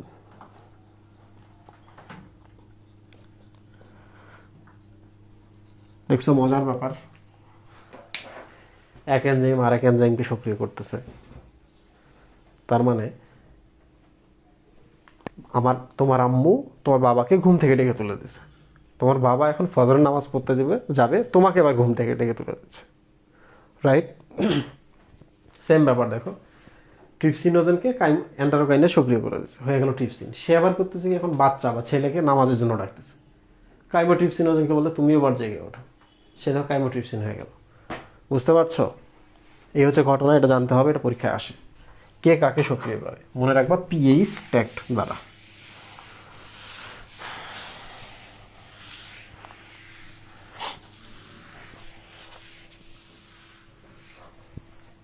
যাই হোক, আমি এনজাইমগুলোর নাম লিখি। সূত্রটা হচ্ছে তোমাদের টিফিনে আছে, তারপর আমি বলে দিই। পাক, এটা বিভিন্নভাবে মনে রাখা যায়। পাকিস্তানি জিপি রে কিংবা পাকিস্তানি পিজি রে, মানে হচ্ছে পাকিস্তানি মানে হচ্ছে পাকস্থলী, পিজি রে মানে হচ্ছে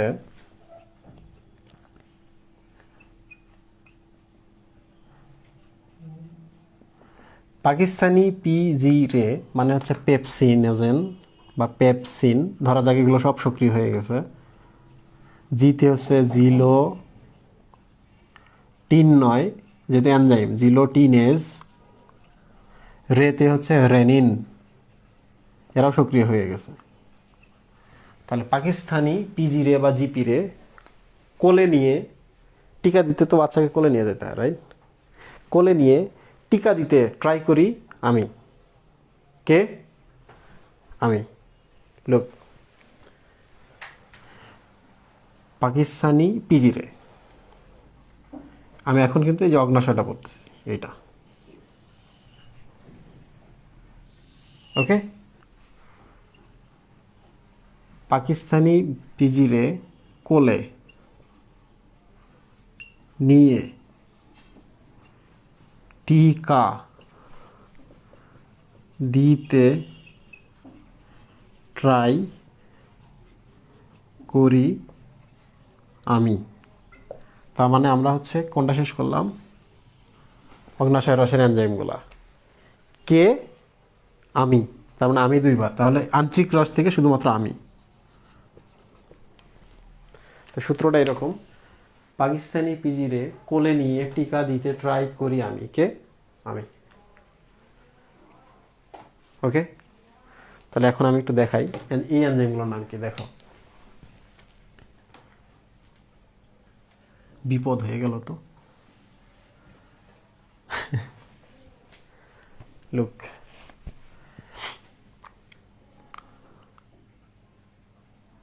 কোথায় শুরু করি? আচ্ছা, তোমরা তো জানো এটা লিখে ফেলছো, তাহলে এখন আমি হচ্ছে বলি আর লিখে দিই। কোলে মানে হচ্ছে কোলাজিনেজ, নিয়ে টিকা, টিতে হচ্ছে ট্রিপসিন, টিকা, কাতে হচ্ছে কাইমোট্রিপসিন।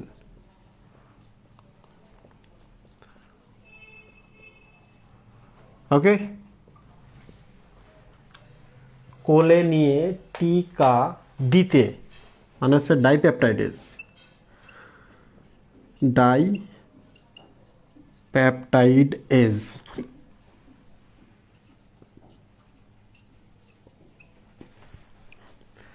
কোলে নিয়ে টিকা দিতে ট্রাই মানে হচ্ছে ট্রাইপেপটাইডেজ, পেপটাইডেজ। করিতে হচ্ছে কার্বক্সিপেপটাইডেজ,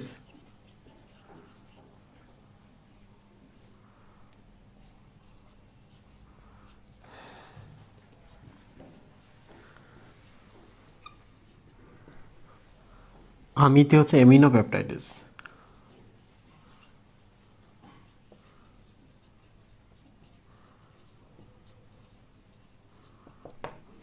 এই আমি মানে কি, এই আমি মানে হচ্ছে এমিনোপেপটাইডেজ। আমিতে হচ্ছে এমিনোপেপটাইডেজ।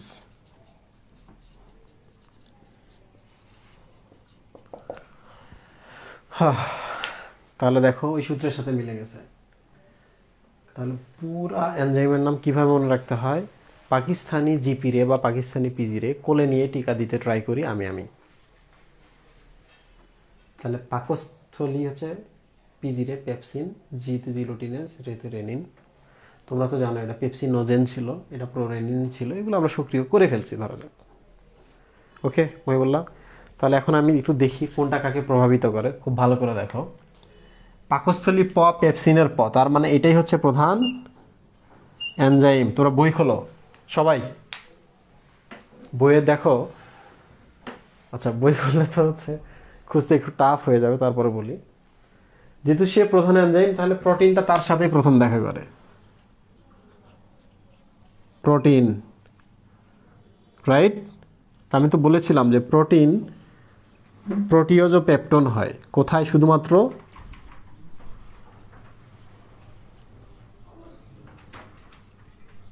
পাকস্থলীতে, কারণ পাকস্থলীতে গ্যাস্ট্রিক রস থাকে। গ্যাস্ট্রিক রসের কারণে বা হচ্ছে এই অ্যাসিডিক পরিবেশে এরা হচ্ছে প্রোটিওজ পেপটন উৎপন্ন করে। পেপটন হচ্ছে পার্শিয়াল হাইড্রোলাইসিস হলে তৈরি হয়।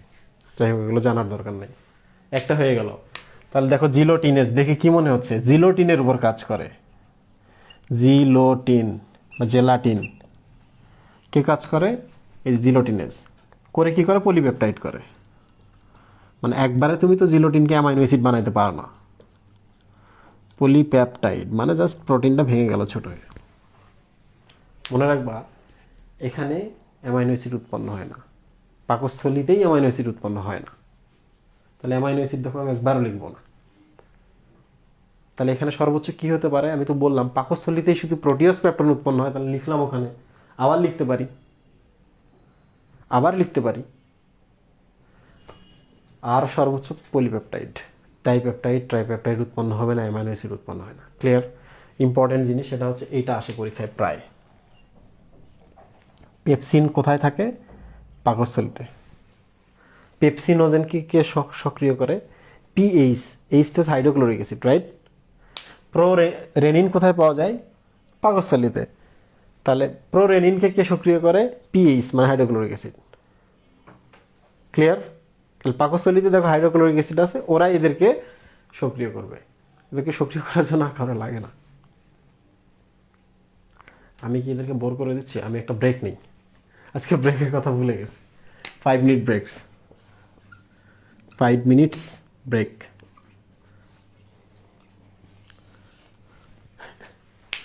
ব্রেকের কথা ভুলে গেছি। ওকে, 5 মিনিট পর দেখা হচ্ছে।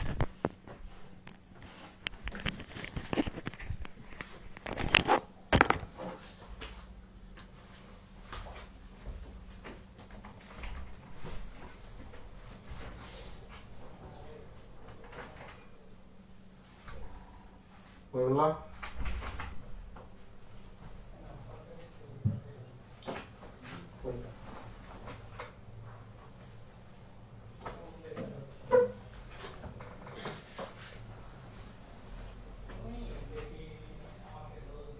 37 সবাই চলে গেছে।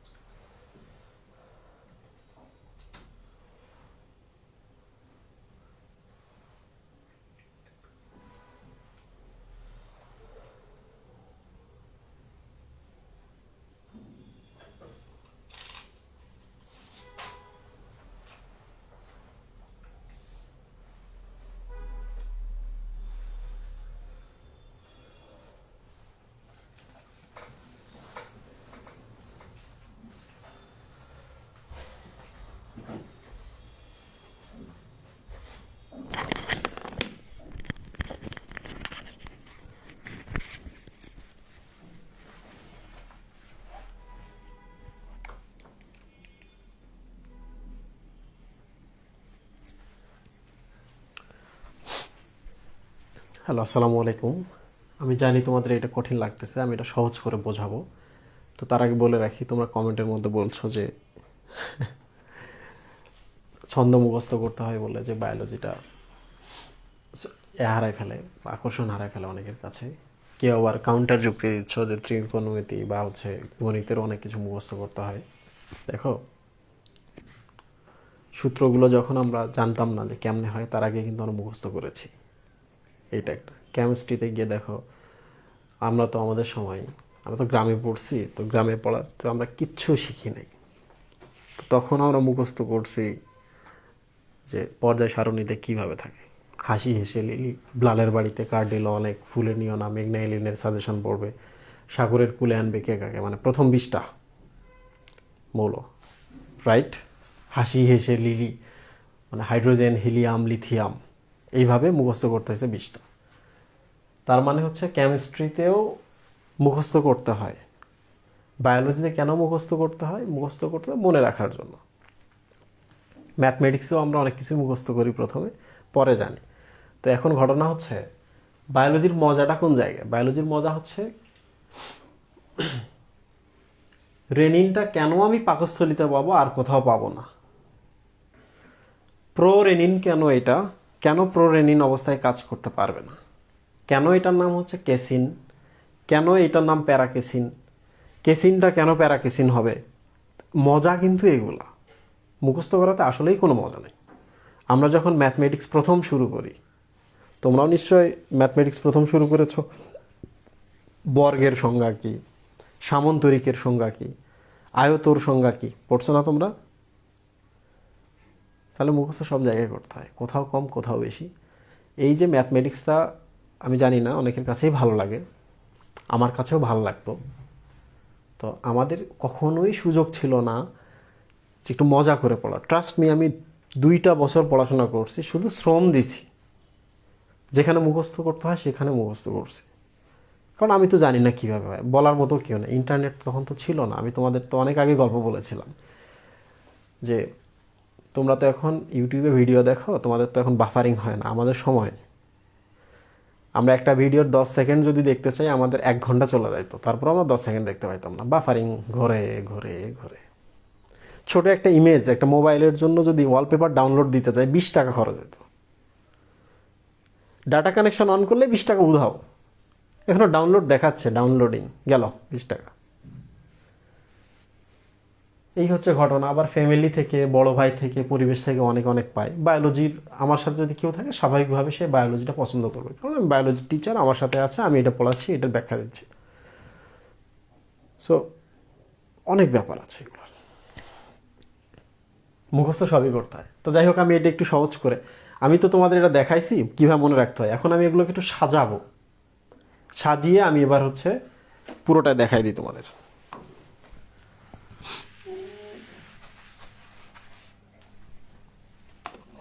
এই 3টা এখানে আছে, এগুলোকে আমি সাজাই এইভাবে: পেপসিন,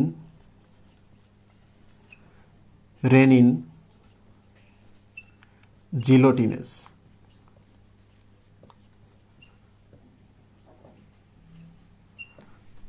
তিনটা যেহেতু আমি সাজিয়ে ফেলছি, তাহলে আমি এবার নামগুলো মিশিয়ে দিই। এবার এগুলো আমি সাজাবো।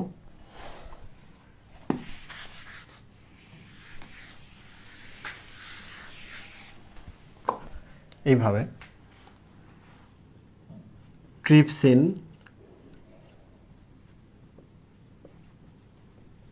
কাইমোট্রিপসিন, তবে দুইটা গেল।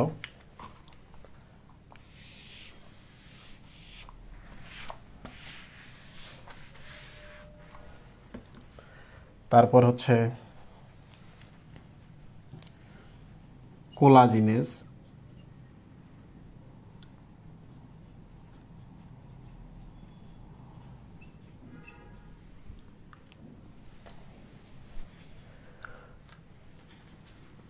কার্বক্সিপেপটাইডেস,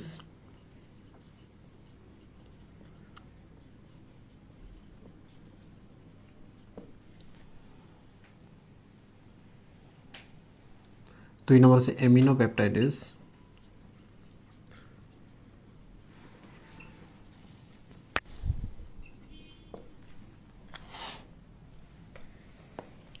এবার দিলাম ট্রাইপেপটাইডেস, তার নিচে হচ্ছে ডাইপেপটাইডেস।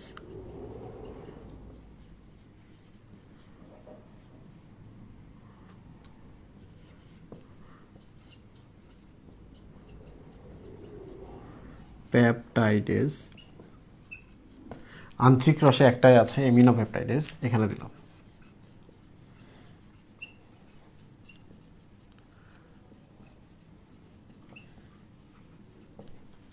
তো যেহেতু গোছানো হয়ে গেল আমাদের, এখন আমরা দেখব কোনটা কিভাবে কাজ করছে। ওকে, তো প্রথমে আমরা হচ্ছে যদি প্রোটিন খাই, বড় প্রোটিন খেয়েছি, তাহলে প্রোটিন খেলে আমরা পেপসিনের সাথে প্রথম দেখা হবে। তাহলে আমি বলতেছি যে পাকস্থলীতেই প্রোটিয়াস পেপটন উৎপন্ন হয়, অন্য কোথাও হয় না। যদিও তোমাদের বইয়ের চার্টের মধ্যে দেওয়া আছে, এটার একটা কারণ আছে, সেটা হলো পাকস্থলীর কিছু অ্যাসিড কিন্তু অন্ত্রে চলে আসে। এই যে অন্ত্রে, পাকস্থলী থেকে গড়ায় গড়ায় আসে।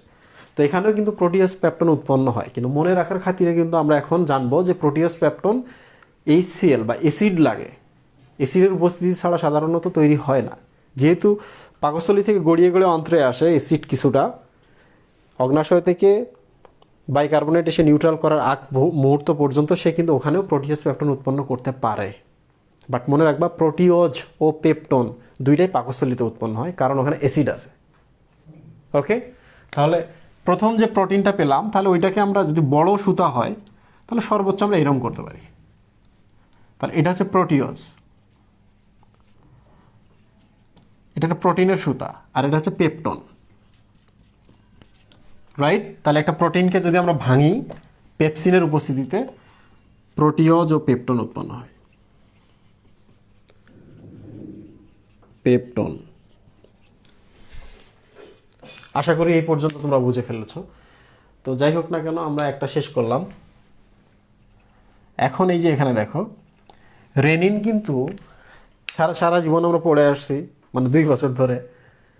রেনিন শুধুমাত্র হচ্ছে দুধের উপর কাজ করে। দুধের কোন অংশটা? তোমরা তো জানো যে চিজ তৈরি হয়, দুধ থেকে চিজ তৈরি করা হয়, ওই চিজের উপর শুধুমাত্র কাজ করে রেনিন। ক্লিয়ার? চিজের মধ্যে আছে কেসিন। রেনিন কার উপর কাজ করে? দুধ। কারণ দুধেও প্রোটিন আছে, দুধের প্রোটিনটার নাম হচ্ছে কেসিন। কেসিন শব্দের অর্থ কিন্তু চিজ। ক্লিয়ার? তাহলে দুধের এই কেসিনটা, ধরা যাক এটা একটা কেসিন, এইটা।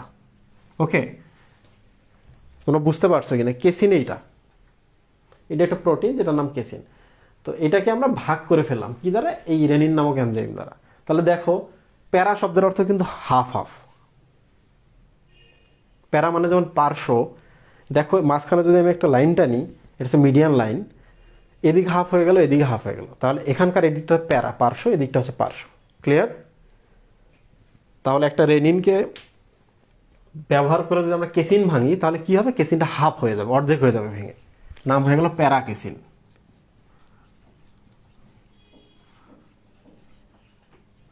ওকে, আশা করি এই পর্যন্ত তোমরা বুঝতে পেরেছো, তোমাদের কঠিন লাগেনি। এখন দেখো জিলোটিনেজ, এটা নাম দেখে বোঝা যায় কার উপর কাজ করবে, জিলোটিনের উপর কাজ করবে। জেলি লাইক প্রোটিনগুলো হচ্ছে জিলোটিন, এটার উপর কাজ করবে। তো যেহেতু মুখে পাকস্থলীতে এখন পরিপাক চলছে প্রথম জায়গা, তাহলে এখানে শুধুমাত্র জটিল শর্করাগুলোই আসতেছে। এই যে জটিল শর্করা, সরি জটিল প্রোটিন, বড় প্রোটিন আসছে ভেঙে গেছে, দুধের বড় প্রোটিনটা আসছে অর্ধেক হয়ে গেছে। তাহলে জিলোটিনেজ কার উপর কাজ করে, জিলোটিনের উপরে। তাহলে আমি বলেছিলাম কিন্তু যে পাকস্থলীতে কখনো অ্যামাইনো অ্যাসিড উৎপন্ন হয় না, একবারে ভেঙে যে সরল উপাদান উৎপন্ন হবে। কারণ আমরা তো জানি প্রোটিনকে ভেঙে আমরা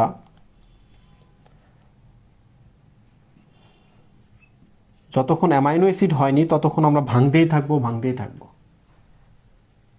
তো একেবারে সরল, এই সরলটা কখনোই শুরুতে উৎপন্ন হবে না। তাহলে জিলোটিনেসকে যদি আমরা ভাঙি, এটা একটা বিশাল জিলোটিনেস, তাহলে এইরকম হবে। তার মানে এটা একটা পলিপেপটাইড চেন, এটাও একটা পলিপেপটাইড চেন, এটাও একটা পলিপেপটাইড চেন, অনেকগুলো পলিপেপটাইড চেন নিয়ে কিন্তু একটা প্রোটিন তৈরি হয়। ত্রিমাত্রিক যখন হয়ে যায় তখন, ত্রিমাত্রিক ভুলে যাও, তাহলে পলিপেপটাইড পাবো আমরা এখান থেকে,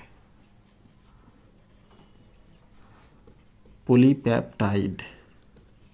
সেমভাবে দেখো জিলোটিনেজ থেকে যদি পলিপেপটাইড পাই, তাহলে যে কোলাজিনেজ আছে এটা থেকেও কিন্তু আমরা পলিপেপটাইড পাই, পলিপেপটাইড। তাহলে জিলোটিনেজ জিলোটিনের উপর কাজ করে, কোলাজিনেজ কার উপর কাজ করে, কোলাজেনের উপর কাজ করবে, কোলাজেন নামক তন্তুময় প্রোটিনের উপরে কাজ করবে। তাহলে দেখো আমরা কিন্তু 4টা পেয়ে গেছি, বাকি রইল আর অল্প অল্প কিছু। ক্লিয়ার? তাহলে মুখে প্রোটিওস পেপটন আমরা উৎপন্ন করছি, রাইট? এখনও কিন্তু ওগুলা পলিপেপটাইডও হয় নাই, মানে আরও ছোট করতে হবে, তারপর কিন্তু অ্যামাইনো অ্যাসিড হবে, ঠিক কি না? প্রোটিন, তারপর প্রোটিওস পেপটন, তারপর পলিপেপটাইড, তারপর অ্যামাইনো অ্যাসিড। অ্যামাইনো অ্যাসিডের উপর কি পলিপেপটাইড, তারপর হচ্ছে প্রোটিওস পেপটন। তাহলে প্রোটিওস পেপটনকে আমরা এখন কি করবো, পলিপেপটাইড বানাবো সিকোয়েন্স অনুযায়ী। প্রোটিনকে প্রোটিওস পেপটন বানাইছি, এখন ওটাকে পলিপেপটাইড বানাবো। তো এই যে দেখো আমি কিন্তু প্রথমে এই দুটো লিখে রাখছি, ট্রিপসিন, কাইমোট্রিপসিন। এই ভদ্রলোক নাম দুইটা কিন্তু একই, রাইট? কাছাকাছি না? যেহেতু দুই ভাই আছে, তাহলে ওরা করবে কি, এই দুই ভাই এই দুই জনরে ধরবে। তাহলে প্রোটিওজ ও পেপটনকে কে ধরে, এই দুইটারে একই নাম আছে এরকম দুইটা এনজাইমে ধরতে পারে। তাহলে proteose, peptone, same proteose peptone, এদের উপর কে কাজ করবে, ট্রিপসিন। এরা কি করবে, একে দুইটাই পলিপেপটাইড বানাতে পারে। কারণ আমরা তো সিকোয়েন্স থেকে জানি যে প্রথমে হচ্ছে প্রোটিন থাকে, তারপর হচ্ছে প্রোটিওজ, প্রোটিনের থেকে একটু ছোট, ও পেপটন উৎপন্ন হয় এগুলা থেকে। এগুলো থেকে আসে পলিপেপটাইড, মানে এগুলো আরও ছোট হয়ে গেল। এগুলো থেকে আসে অ্যামাইনো অ্যাসিড বা অ্যামিনো অ্যাসিড।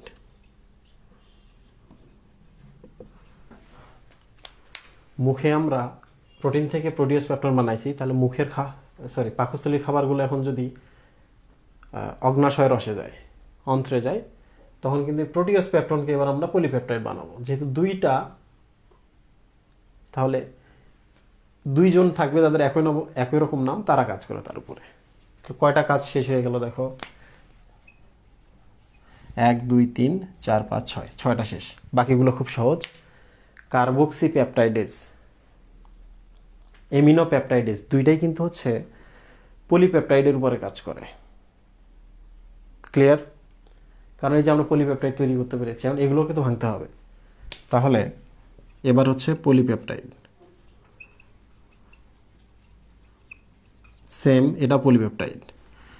পলিপেপটাইডকে কার্বক্সি পেপটাইডেজ কিসে পরিণত করবে, পলিপেপটাইডকে যদি একটু ছোটো করি, সরল পেপটাইড হতে পারে, কিংবা হচ্ছে অ্যামাইনো অ্যাসিড হতে পারে, কিন্তু অ্যামিনো অ্যাসিড, কারণ পলিপেপটাইডের পরে হচ্ছে অ্যামিনো অ্যাসিড। ক্লিয়ার? তো নাম দেখে বোঝা যায় যে এটা হচ্ছে কার্বক্সি পেপটাইডেস, তার মানে পেপটাইড বা হচ্ছে একটা শিকল যে আছে, শিকলে তো হচ্ছে কার্বক্সিল মূলক থাকে। কার্বক্সিল মূলক বইয়ের মধ্যে দেখা আছে, দেখিও যে প্রান্তীয় লিঙ্কেজের উপর কাজ করে, মানে প্রান্তের দিকে যে লিঙ্কটা থাকে লিঙ্কটা এরকম করে কেটে দেয়। তো এটা নিয়ে বিস্তারিত জানার দরকার নেই, সব শেষ হয়ে গেল। এমিনো পেপটাইটিস কীভাবে মনে রাখবা? এমিনো পেপটাইটিস খুব সহজ, নামের সাথে যেহেতু এমিনো অ্যাসিড লেখা আছে, এমিনো আছে, তাহলে এটা হচ্ছে এমিনো অ্যাসিডই তৈরি করবো সরাসরি, ছোট করে লিখলাম। এরপর হচ্ছে ট্রাইপেপটাইটিস, ডাইপেপটাইটিস খুব সহজ, এই কাজ করে কার উপর? ট্রাইপেপটাইডের উপর।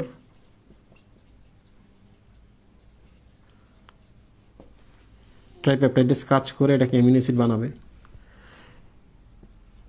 ডাইপেপটাইটিস কার উপর কাজ করবে? ডাইপেপটাইডের উপর। নাম দেখেই বোঝা যায় কে কার উপর কাজ করে, অ্যামিনো অ্যাসিড তৈরি করে। ক্লিয়ার? ট্রাইপেপটাইড কি তোমরা তো জানো, হচ্ছে অ্যামিনো অ্যাসিড আর অ্যামিনো অ্যাসিড একটা বন্ধন তৈরি করে, এর নাম হচ্ছে পেপটাইড বন্ধন। তো দেখো, ট্রাইপেপটাইড আর ডাইপেপটাইড দেখে কিন্তু আমরা কনফিউজড হয়ে যাই। ডাইপেপটাইডে কি এরকম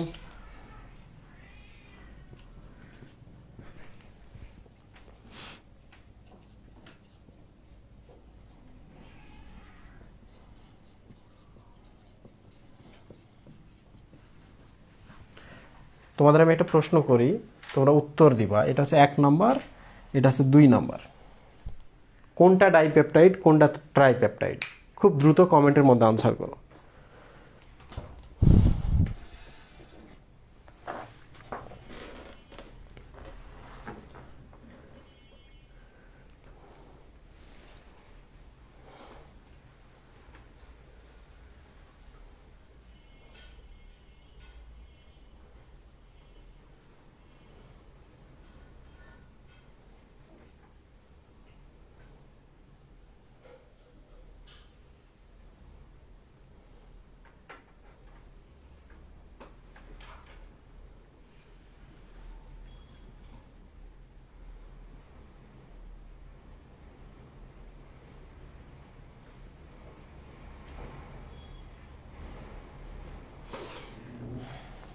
amino acid, amino acid, amino acid, এই যে একটা পেপটাইড বন্ধন, এই যে একটা পেপটাইড বন্ধন, সেম এখানে 3টা।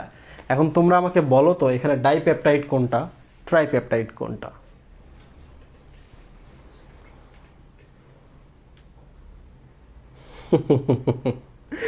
সবাই ফান্দে পড়ে গেছে, ফান্দে।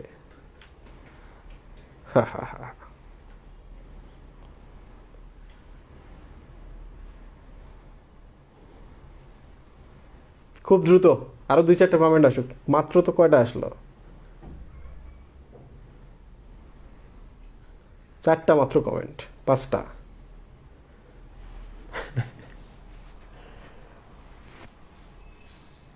আমার কেন জানি মনে হয়েছে যে এই রাসায়নিক পরিপাকটা শুধুমাত্র একদিনে পড়ানো লাগতো, তাহলে আরেকটু সময় নিয়ে কথা বলা যেত, আরো একটু শান্তশিষ্টভাবে পড়ানো যেত, আর একটু ভালো লাগতো। এখনো আমি মনে হয় যে অনলাইন ক্লাসে ইউজ টু হতে পারিনি। মাঝে মাঝে 2-1 দিন খুব ভালো ক্লাস নিচ্ছি, মন ফুরফুরে আস্তে আস্তে ক্লাস নিচ্ছি। একদিন যে অনেক কিছু পড়াইতে হবে, তো আজকে পড়ানো শুরু করি, তো তখন ক্লাসটা খারাপ হয়ে যায়।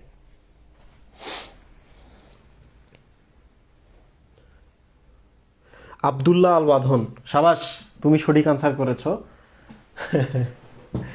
এই যে এইটা আসলে ডাইপেপটাইড না, একটা পেপটাইড 2টা পেপটাইড মানে ডাইপেপটাইড না, এটা কিন্তু ট্রাইপেপটাইড। কারণ অ্যামাইনো অ্যাসিডগুলোকে কাউন্ট করা হয় ডাই ট্রাই শব্দটা দ্বারা। দেখো এখানে 3টা অ্যামাইনো অ্যাসিড আছে, মানে ট্রাই পেপটাইড বন্ধন দ্বারা যুক্ত, মানে হচ্ছে পেপটাইড। তাহলে এখন বলো তো এখানে কয়টা অ্যামাইনো অ্যাসিড আছে? 1টা 2টা 3টা 4টা, তার মানে হচ্ছে টেট্রা, পেপটাইড বন্ধন দ্বারা যুক্ত পেপটাইড। তাহলে সহজ না কঠিন? মানে কথার মধ্যে এই প্রশ্নগুলো আসতে পারে আর কি। তো যাই হোক, এগুলো আমরা কোষ রসায়নে সম্ভবত পড়িয়েছিলাম বা সামনে পড়াবো, তখন এগুলো আমাদের ক্লিয়ার হয়ে যাবে, টেনশনের একদম কিছু নাই। এই হচ্ছে ঘটনা। থ্যাংক ইউ আব্দুল্লাহ আল বাঁধন। তাহলে ট্রাইপেপটাইড মানে কি? এইটা, সরি, ডাইপেপটাইড মানে হচ্ছে এইটা, ট্রাইপেপটাইড মানে হলো এই যে এইটা। তাহলে এইটাকে তুমি যদি ভাঙো অবশ্যই অ্যামাইনো অ্যাসিড পাবা, কারণ দুইটাই মাত্র আছে, ভেঙে ফেললাম মাঝখানে ডাইপেপটাইডেজ এনজাইম দ্বারা, এটাকে ট্রাইপেপটাইডেজ এনজাইম দ্বারা ভাঙলে অ্যামাইনো অ্যাসিড পাই। ক্লিয়ার? তো আশা করি সবার এই পর্যন্ত কিছু না কিছু বুঝতে পারছো। দেখো এমিনো পেপটাইডেজ কোথায় আছে, এই যে এখানে, সে পলিপেপটাইডকে এমিনো অ্যাসিডে পরিণত করে। দ্যাট মিনস দেখো এটা লাস্টের একটা এনজাইম, তাহলে সেম ব্যাপার, কোনো পলিপেপটাইড যদি থেকে যায় কিংবা পেপটাইড যদি থেকে যায় একই কথা, তাহলে ওইটাকে সে অ্যামাইনো অ্যাসিডে পরিণত করবে, কারণ আর উপায় নেই, এখন রেখে দিলে এটা আর হজম হবে না। তো আশা করি বুঝতে পেরেছো, একটু গোছাই নিবা, গোছাই নিয়ে একটু যদি দেখো তাহলে খুব সহজ মনে হবে। চার্টে যেগুলো আছে, চার্টে দেখলে তুমি প্রবলেমের মধ্যে পড়তে পারো। ঠিক আছে? তো আমি কিন্তু হচ্ছে তোমাদের ওই চর্বি পরিপাকটা ওটা পড়াবো না, চর্বি পরিপাকে শুধু এনজাইমগুলোর কথা মনে রাখো। আর একটা শব্দ ওখান থেকে মনে রাখবা, মানে লিপিড যে পরিপাক, ওরাও তো পাকস্থলী থেকেই শুরু হয়। তো পাকস্থলীতে যে লাইপেজ এনজাইমটা আছে, লিপিড পরিপাকের যে এনজাইমটা আছে, এটা কিন্তু খুব কম কাজ করে, খুবই অল্প। লিপিডের প্রধান পরিপাক হয় তাহলে কোথায়? পাকস্থলীতে নয়। আমি তো বলেছি যে বাইল সল্ট বা হচ্ছে পিত্ত লবণ বা পিত্তরসগুলো তো আসে হচ্ছে ক্ষুদ্রান্ত্রে বা অন্ত্রে, তাহলে লিপিডের পরিপাক আসলে এখানে হয়।